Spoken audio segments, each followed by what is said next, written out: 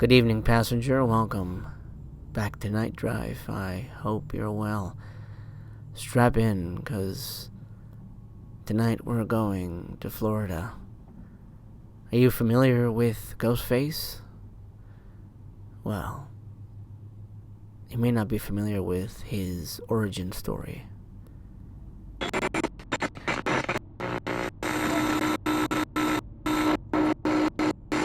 There are certain weeks in history that change the atmosphere of a place forever. Late August of 1990 was supposed to be the start of something hopeful in Gainesville, Florida. The University of Florida campus was filling up.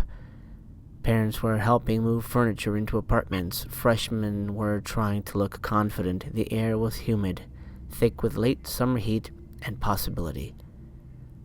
But by the end of that week, something else hung in the air. Fear. On August 24th, 1990, 17-year-old Christa Hoyt was found murdered in an apartment in Gainesville. Christa had recently graduated high school and was temporarily staying in her sister's apartment at Williamsburg Village while her sister was away. It was shocking, but at first it felt isolated. 2 days later, on August 26, 1990, two more University of Florida students were found dead in their apartment. Sonja Larson, 18, and Christina Powell, also 18. They were roommates. The killings were not random burglaries. There was no obvious robbery. There was no clear connection between victims. The following night, August 27th, 1990, another apartment was entered, and two more young people lost their life. Manuel Taboada was 23, and Tracy Paules was 21. 5 people taken within the span of 3 nights. The pulse of the city shifted almost immediately. Classes were canceled. Parents rushed to bring their children home. Students installed extra locks. Some began sleeping in groups in common areas because they were afraid to be alone. One Gainesville resident later said it felt like the entire town was holding its breath. The murders were soon attributed to Danny Harold Rawling, later dubbed the Gainesville Ripper by the press. But at the time, there was no name, just a presence moving through apartments in the middle of the night. The fear wasn't theatrical, it wasn't cinematic, it was deeply ordinary, and that's what made it so unnerving. These weren't isolated cabins in the woods. These were college apartments, everyday spaces, bedrooms with textbooks and homework and laundry baskets and posters of random shit on the walls. And that detail is what struck people the hardest, that this could happen anywhere. Investigators worked round the clock. Hundreds of tips flooded in. Sketches were circulated. The national media amplified every development. On September 7th, 1990, Danny Rawling was arrested in Ocala, Florida, initially on burglary charges. Over time, evidence tied him to the Gainesville murders. Physical evidence and later confessions established his responsibility. In 1994, Rawling pleaded guilty to the 5 murders. During sentencing, he attempted to frame himself as a poet and performer, reading a rambling statement in court. The following is Danny Rawling himself, taken from his audio diaries that were played in court. I know I'll have to run the rest of my life, but I'm getting pretty good at it. if that means anything.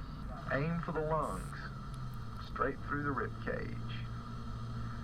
Either there or the heart, but best thing to do is hit the lungs. Down Mr. Rollins, choose Mr. Rollins to follow. Mr. Rollins, tell me, baby, what were my words?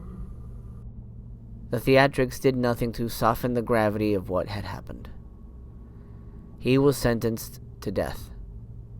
On October 25th, 2006, Danny Rawling was executed by lethal injection at Florida State Prison. But the story doesn't end there, not culturally. During those days in August 1990, a screenwriter named Kevin Williamson was living in Florida. Years later, Williamson would explain that he had been deeply unsettled by the news coverage.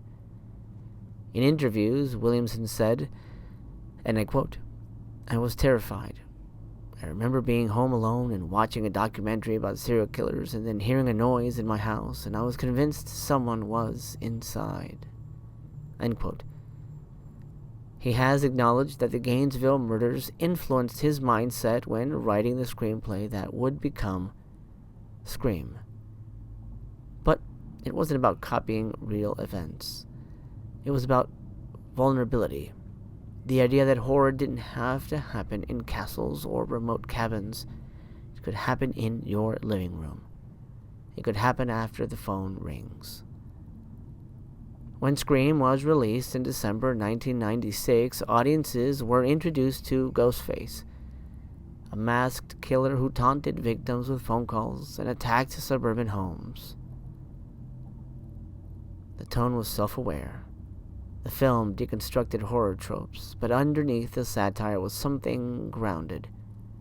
The fear of being alone in your own home. Seemingly safe, but not. The Gainesville Murders did not inspire the mask. They inspired the atmosphere. And that distinction matters here, because the real story isn't something that happened on cinema screens.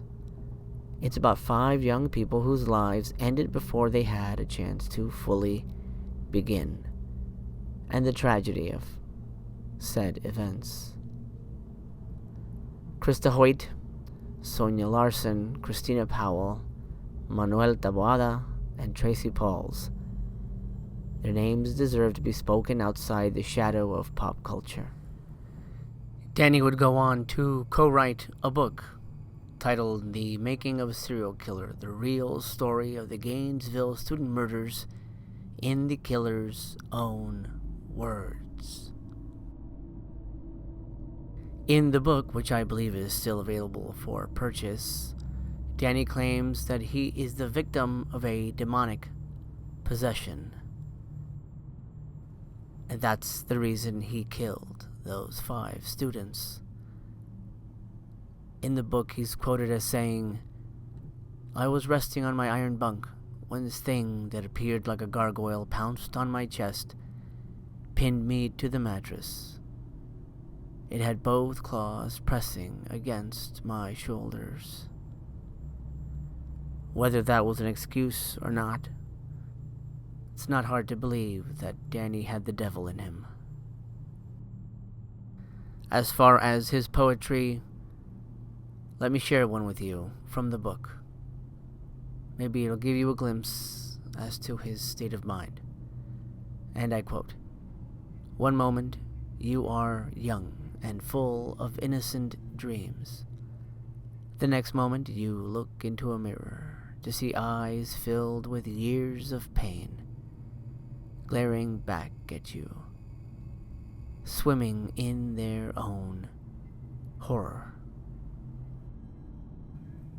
Danny Harold Rawling was executed on October 25th, 2006, leaving behind an awful legacy.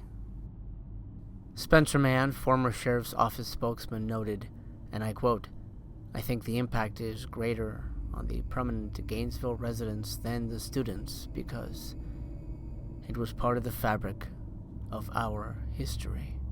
Bill Cervone, the state attorney for Gainesville, described Rawling as the face of evil in our community, and stated that the execution, quote-unquote, removed that shadow. As for the evidence, it was destroyed in 2008 to prevent it from being sold as murderabilia. One spokesperson was quoted as saying, "It gave people zero opportunity for anything here to be sold on eBay." Mario Taboada, brother of Manuel Taboada, shared the following, and I quote, "They're gone, but their memory has to always endure." Talking about Manny, they're kind of alive for that moment, and so it's comforting. Gainesville eventually healed, at least on the surface. Students naturally returned, new classes began, and apartments were filled again. But for those who were there in 1990, something changed permanently. There's a particular kind of fear that comes when violence moves through everyday spaces. When a bedroom door no longer feels like protection. When the sound of a creaking floorboard becomes unbearable. Where the still air weighs on you like a second skin. The Gainesville Murders didn't invent that kind of fear. They shone a light on it, revealed it. And in the quiet hours of late August 1990, that fear settled over a campus. Not as fiction, not as legend, but as reality. Maybe unwittingly inspiring the events of Scream 2, which took place on a college campus. And all of this happened long before Ghostface ever picked up a phone. So remember, passenger, if you get a phone call in the middle of the night, make sure you know who you're talking to. Because the one thing we can all take away from a Scream movie is that anyone can be a killer.